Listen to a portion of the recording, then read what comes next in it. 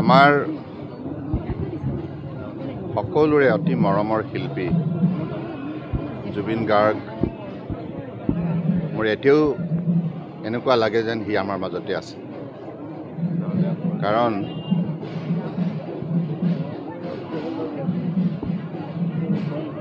জুবিন গাৰ্গৰ কঠোৰ পৰিশ্ৰমৰ সাধনাৰ যোগেদি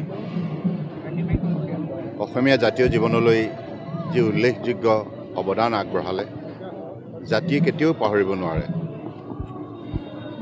কেৱল অসমৰে নহয়, ভাৰতবৰ্ষৰ নহয়, বিশ্বৰ সংগীত জগতৰ উজ্জ্বল নক্ষত্ৰ হিচাপে আজি বিশ্ববাসীয়ে এইটো কথা উপলব্ধি কৰিছে।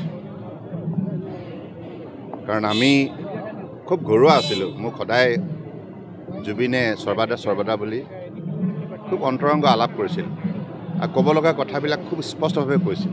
সেইকাৰণে বহুত বেছি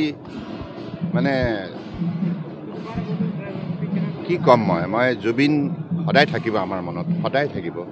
প্ৰতিগৰাকী সংগীত প্ৰেমী ব্যক্তিৰ হৃদয়ত সদায় থাকিব। কাৰণ সকলো শ্ৰেণীৰ বাবে যিমান নিষ্ঠা সহকাৰে সংগীত জগতত কঠোৰ পৰিশ্ৰম কৰি সাধনাৰ যোগেদি যি অমৰ সৃষ্টি কৰি গ'ল, এই যুগে যুগে অমৰ হৈ থাকিব।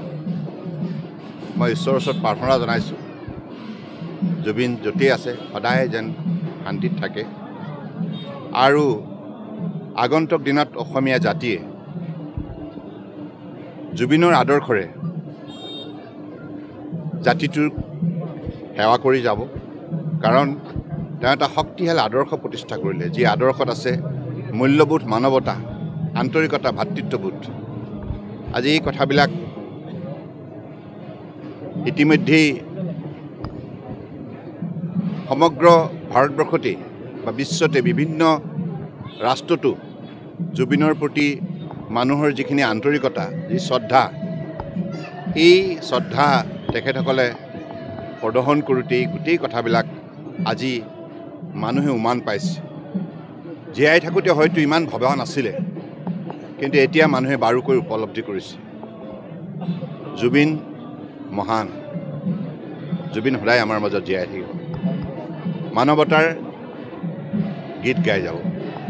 ইতিমধ্যে অসম চৰকাৰে এই ক্ষেত্ৰত তদন্ত আৰম্ভ কৰিছে আৰু আমি বিচাৰোঁ শক্তিশালী তদন্ত হওক আৰু দোষীক দৃষ্টান্তমূলক শাস্তি প্ৰদান কৰক।